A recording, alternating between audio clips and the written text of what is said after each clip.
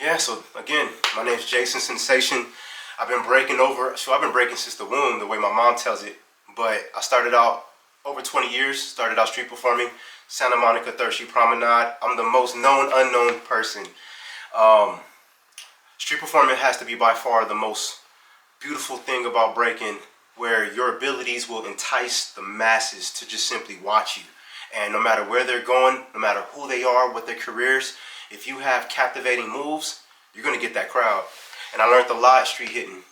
And somewhere down the line, it got real. Got into movies, commercials, films.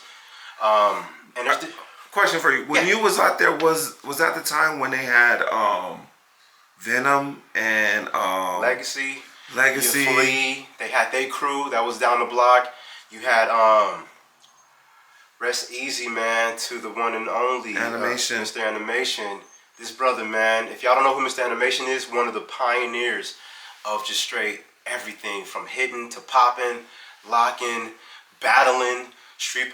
He had one-man shows that took 30 minutes, and people were from all over knew this brother, man. From America, Japan, Australia, Canada, Mr. Animation.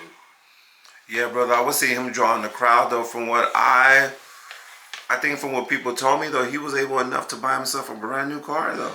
Listen, the stories this man had, from just being that G to using abilities of just movement and entertainment, and he definitely got himself a vehicle performing. This art form, Mikey, this art form of breaking really goes further than beyond the Olympics, man. It's been around beyond. There's this video clip of where it's his brother sitting on the basketball hoop. I'm not gonna name drop like that, but he talks about that nobody is the originator of this art form. There's not one move that too many people can truly claim, and that has been documented from ages ago. Moves of people touching the earth, and man, you can do a lot with breaking.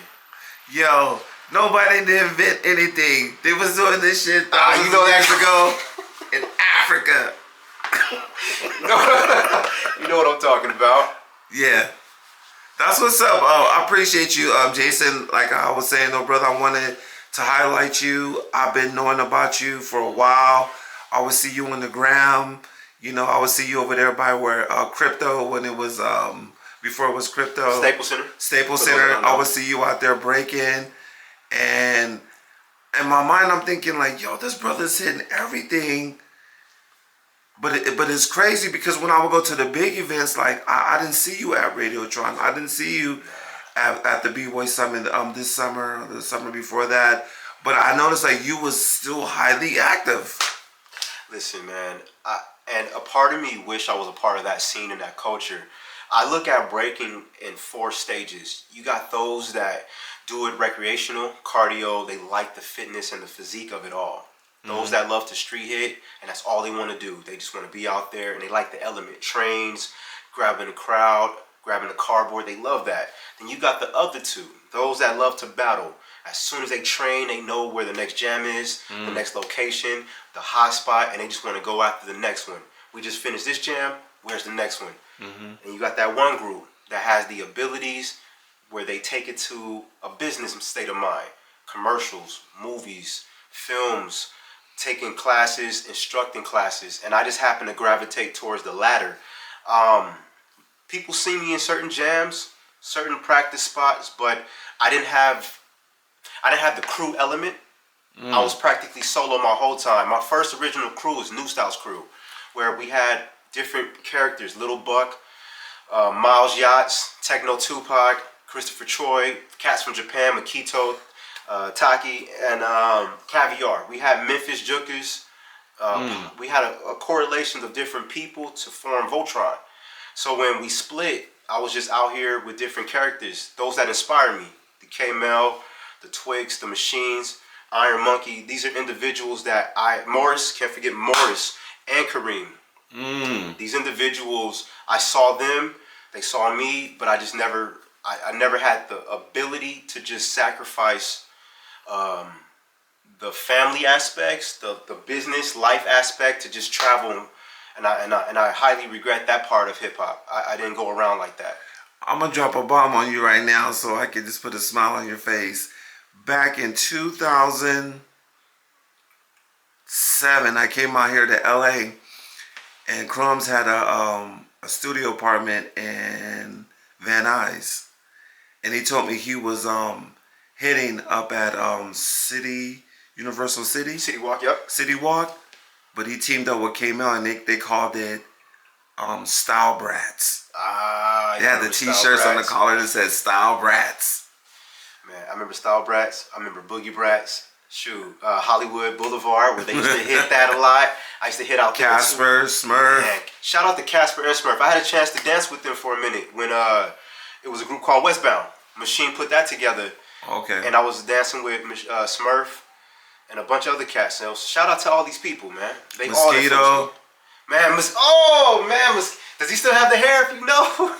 I see Mosquito out there early, bro. 2004, 2005, out there on Hollywood Boulevard. Listen, man, those and again, I was around it, but I wasn't seen. From Stilo, blessing me with a couple moves, the still ankles. I still do that to this day. Oh, is that what he called it? He called these right here when you go up and you hit this move. You know, that was his signature, and he's like, yo. Yeah, Stilo. So he gave me that, you know, plane, right? Plane. I never knew that. That's crazy, Stilo. Okay. So yeah, man, those individuals all influenced me, and I was beautifully blessed to be welcome amongst those crowds. I just never kind of built a name in that world, and that's I don't have a lot of regrets, but that's the regret of this thing called hip hop that I wish I was actually to say was under my belt, man. So what year would you say that you got started in breaking? So let's see, going on 20 years now. So I would say back in like 2004? 2005. 2005. Yeah. You know what? 2005, even though like I was already breaking before that, to me that was the rebirth of the b-boy culture, because I noticed everybody started wearing trucker hats. Listen, nameplate belts. Bring that back. 2005 is where I started to take it serious, to where the abilities and the movement started to make sense. Windmills, swipes, head spins. I started to put that together. I've been breaking my whole life throughout schools and watching commercials, Ninja Turtles, you know what I mean? Right. Watching them spin on the shell. So, but to say that I started 20 years ago, no, I've been doing this. It's been a lifestyle. Okay. Yeah. Same thing with me. Like I started with like basically out the womb though. My mother and father met at a high school dance, so it's like I was already doing like head spins in the womb though, bro. Like came out spinning. Yeah, I came. Honestly, I knew what it was though, but we didn't have a name for it until we heard Rapper's Delight. Once my mother brought home that record, and then he just started saying, like Dracula without his fangs, like the boogie to the boogie without the boogie bang. Like I'm saying the words as I'm on my way to school, and I'm here. I said hip hop, but I didn't know there was actually a culture behind it. I thought it was just like a fancy, a new slang for us as black people that was saying within our community. And then like there was no cruise. It was just like the record was out. You know what I'm saying? And that was kind of like my first introduction, even before I became Mikey Ice. Because when I first seen it, it was only black people doing it. Being honest. And nothing wrong with that. It was definitely very something that the culture, blacks, Hispanics, anybody who was urban based that loved the boom bap of everything, or just the break of the songs that transitioned from the 70s to the 80s, you definitely saw your people. Segregation wasn't as big as it was in later years, like the 50s, 60s. But then when people started to kind of come together culturally, from Hispanics, from Latin to blacks, yeah, you saw your peoples. You saw them. And then you saw shows like American Bandstand, Soul Train, to where you saw your peoples taking it to another level. And even from shows like What's Happening, where you got, you know... Rerun. Come on now. So Don Campbellock. Man, Shabba-Doo. Shoot, who else was out there, man? My knowledge don't go that far back. I'm an 85 baby. Okay. But man, for those that are historians like yourself, listen. Yo, like I'll speak for you. Back then, like a lot of the I would say, like during that time, honestly, I didn't live out here though, Jason. I lived up north. Like where? Fresno. Oh, where? Oh, so but I was living in the town called Madera. But Fresno was the next biggest city to Madera, and there was a crew out there called the B-Boys. Huh. But I would hear these stories about Los Angeles still because we still have family out here, and I would hear on the radio, which was KDAY, and you had a brother by the name of Greg Mack, and he was the first person to put hip hop on the radio. And then he would say, "Yo, there's going to be a club on Saturday night called Radiotron." I couldn't make it. I was shorty, but I wasn't out here. So you know what I'm saying? When they brought it back, did you go to that? Oh yeah, when they brought Radiotron back, I was there. See? I was there. The first Radiotron I went to was Style Elements versus the X-Men. Listen, I heard about that battle. I heard about that because I try to listen to what those people who are prior practitioners talking about when they say you just have to be there with so-and-so battle, so-and-so, that they took it to the concrete after the jam. And oh yeah, there's not a lot of footage of this stuff, but if you happen to watch it, I recommend finding these clips. And what was dope about that, like I said, even though this is Black History Month, Tyrell Martinez, which is Spidey, you know, he was the star of that battle though, bro, because he did the Spidey swing. He didn't do them continuously. He flared to the left, he flared to the right. Nobody's ever seen a continuous flare, and he called it the Spidey swing because he was influenced by Spider-Man. So they used to call him Spidey. You know what's dope? A lot of the older, like the crowd prior to this generation, they were inspired by not other B-boys or B-girls or films. They were inspired by movies that were kung fu flicks and comic books, such as find your favorite B-boy or B-girl. They'll tell you what their inspiration was, from either Wolverine to Spider-Man to any type of superhero, because what we were doing, we felt like superheroes. Right. I'm gonna close this out real quick. Okay. Yeah. I live right by the airport, so you gonna get those planes. It's all good. So yeah, you're right though. The early influence of breaking was very inspired by Black Belt Theater, which would come on Saturdays. So on Saturdays you had Soul Train in the morning, and later on in the afternoon you have Black Belt Theater, and they would show like a Flying Guillotine. They would show like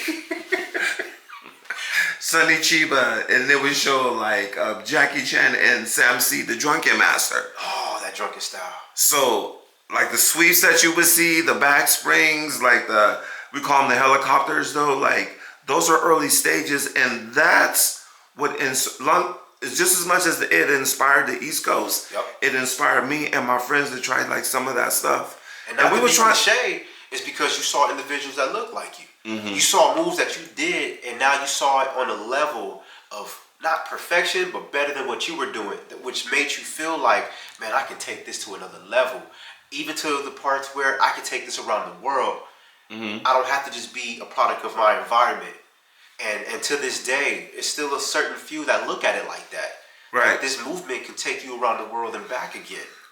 Right. Yeah, man. Forget what certain people who got heavy names talking about. Right. This is still very influential and beautiful to inspire no matter what you look like.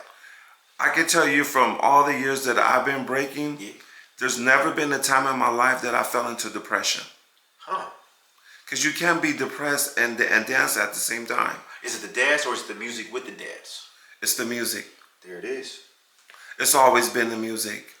I grew up in a very musical environment. You know, being a black family, growing up in South Central, we listened to It's a Bad Mama Jamma. We listened to Tina Marie, Square Biz. We're listening to what's the brother's name though?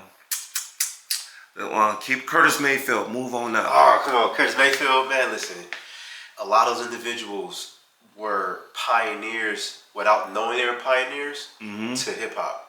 Exactly. Yup. Yeah. You're right. I feel like this dance is still so powerful because I see how much that it basically transcends everything. Like I remember the first time I went to the movie theaters and I seen Transformer. the first Transformers, and one of the Transformers jumped off the car, did a coin drop, popped up on his feet, and posed and crossed his arms. I have that movie. Right? I have that Transformer movie, where you saw it in things, and even though it was it was automotive animation, you believe you could do it. It made you believe, oh, that's why I jump on my back, and then that happened to transition to other moves. It's such a beautiful thing when we get inspired by stuff that is outside our natural comfort zone, if I'm saying that properly, to where it doesn't happen to be just hip hop, but it was something inspired by, like, fashion or cartoons or even cooking. This is, man. I think what was dope though too is that I think it was the first Ninja Turtle movie. One of the Ninja Turtles' name is Mikey. He's a b-boy. With the actual, like, you talking about the turtle himself or the person that played the turtle? What, the turtle, like the whole character of the turtle? He's a b-boy. Listen, if you look back at it, you'd be like, the way he walks, the way he even spin on his back, the way he comes out of it, heck yeah. And this, that whole turtle crew is b-boys. Exactly. Hip hop has always been, I notice a lot of time media, like when they say hip hop, they automatically gravitated towards rap. When I say hip hop, I gravitate towards the music and the dance because that's what I seen first. Yep. Before hip hop even really became big out here on the West Coast, it started with breaking. Even on the East Coast, the b-boys they commercialized hip hop to the world through breaking first. Yes. Then the rappers came second and third. Listen, man, I don't know if we had the same frequency. I tell people this all the time, and I call it touching the earth. We were doing moves before the 70s, and I don't mean we like black, because I know people look at us and they pigeonhole us because we look the way we look. But it's facts to the degree that this movement has been documented years ago of just simply doing this move and having a connection with the earth. And when you put that into the boom bap and somebody saying, hey, let me jump on the mic and talk about you. You see the b-boys on the floor, give them some more, hands up in the eyes. You had that come later, but breaking has always been first. Yeah, you could talk about the different names you want to call it, but what we have done and the practitioners, this is the first original beautiful art form of movement. Fight you about that. Yes, it's amazing, and I'm loving it, brother. It's 2025, and every day I wake up and I'm excited about life. Like, breaking is put that excitement in my life that it doesn't ever burn out. I agree. There's something about it. It's something about just you having control of your body and the way the music just make you move sometimes, and you just want to just have that flavor. And that flavor is anybody's flavor. You don't go to Juilliard and learn breaking. You can be in your own living room and just be enticed by the way you want to move. I've seen, by traveling the world, by performing for many demographics, this is the only language that you don't have to speak fluently. It's a beautiful thing when you happen to captivate people with the way your body moves to a song, or even with a hand clap. And I get flabbergasted knowing that I happen to be a part of this, man. I recommend everybody to do it. That's what's up. So can you give me like a little small references or a list to some black b-boys that you remember coming up when you first started breaking like 20 years ago? I can name off two that I'm gonna name around like your era that I thought was dope. Yeah. The first one would have to be Beetle. Beetle? Look, I didn't know about a lot of these cats until I started going into auditions. Okay. When I saw this show where you had to dance for the Xbox 360, it was a show called Dance 360, whatever the case. Yeah, I remember that. And I saw this brother that was short but beast mode, and I was like, "Who's this cat?"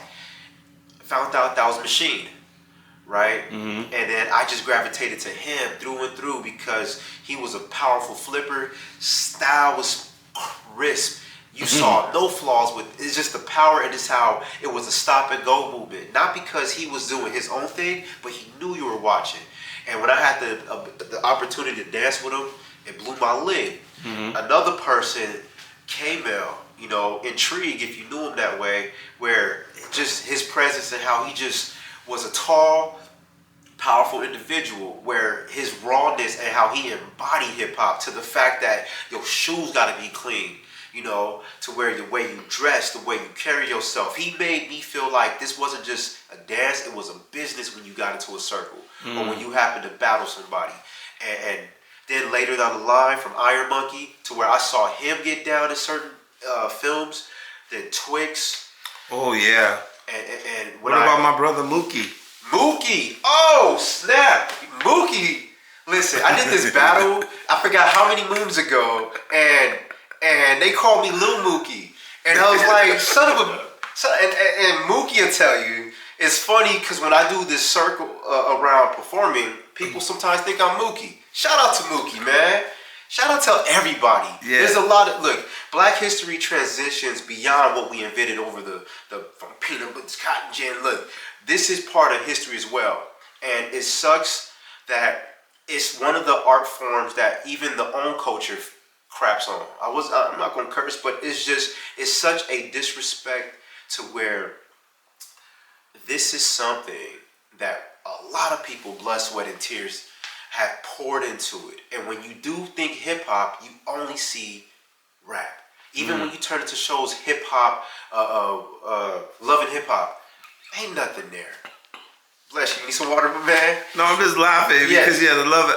All I see is some angry mass sisters on there. Yes, not 1 ounce of MCing, graffiti, DJing, breaking, or even the knowledge of it. We have diluted this art form and other people have picked it up. So we can't get mad when other people say they want to turn this into something that we don't want to talk about. But we should talk about the Olympics. We should talk about Monster. We should talk about Red Bull BC1. We should talk about it all. I'm not trying to say we should have ownership of anything, but I am saying we should have pioneer leaders to include the fact that what they have done is also respected. You can have a family behind this. You can build communities off of this. That's what I'm doing with my Breakfit. With my Breakfit business, I have taken the abilities and all the things I've done on film and in the real world of battling underground stuff to now tell the communities that sadly look like me and don't look like me that this is something that has nothing to do with the stereotype of urban culture, but you can uplift communities. You can bring dance. It's such a universal thing. And I just wish that we had the opportunity and have those that really could speak for us. That's so real. So in your Breakfit Academy, where's that actually at? Breakfit Academy is based currently in North Hollywood, California, where I go to different schools, different places. I do bar mitzvahs, man, birthday parties, or just any event. And is that you doing it solo? That's me doing it with people and solo, primarily solo. But I do grab characters and form a Voltron, whether we're doing big corporate events or we're doing small birthday parties for celebrities. We have definitely done a lot of work over the years. I am definitely rebuilding 2025 to have an umbrella to then nurture those that want to be nurtured or bring their own abilities to the sauce, to then give an avenue to say you don't have to practice this and then say there's no way I can make a living off of this. Breaking, you can make a living off of this. You can do this in many different ways, whether you're taking it to driving or drifting, or you want to have a fashion urban line, or you want to get into real estate, like certain other b-boys that have transitioned to be men or even b-girls. There's such a beautiful thing about this art form and what it teaches you about self, about community, about others, and yeah, man. You got your own fashion line on them, right? You got any? I got merch. Yeah, I'm gonna bless you with that. I'm gonna bless you with that. Okay. But I learned that by putting your stuff on things is one way of going about it. But creating an actual fashion line, it doesn't have to be big like other companies. I don't want to compete. I just want to contribute. So 2025, we're going about it a different way to where we have breakwear, much like shout out to the homie Flea. He got his first class. Zulu Grim and Asia have something called Break Sport. Oh, word? Oh, sick with it. Yeah. Yeah. It's just more options that you can see us surviving off of what we have put a lot of time and energy into. Mm-hmm. Yeah. And inspiring those to do the same. That's amazing. So when did you actually start your clothing brand? Because I started mine back in 2016 when I started the Sling Fist. That was the beginning of my that was my beginning of my introduction of when I started making the shirts. I started Breakfit 10 years ago. So 2015 is where I took it seriously. I was still doing entertainment. I was doing Key and Peele. If you see a skit called Noise, I'm the Noise guy. Where I was like, you can dance forever, but the stereotype of a dancer is you either get into a tour, you become an instructor or a choreographer, and that's the lifespan of us. But learning that this ability will open up other opportunities. You could be, a lot of us have danced for powerful, powerful people.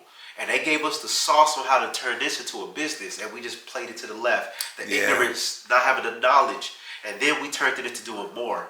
So I happened to pick up some of the jewels that people were talking about, and I created a lane in my little circle of breaking and taking break fit, taking a break to fit it in. Oh, okay. Yeah. I like that though, brother. That's amazing. Let me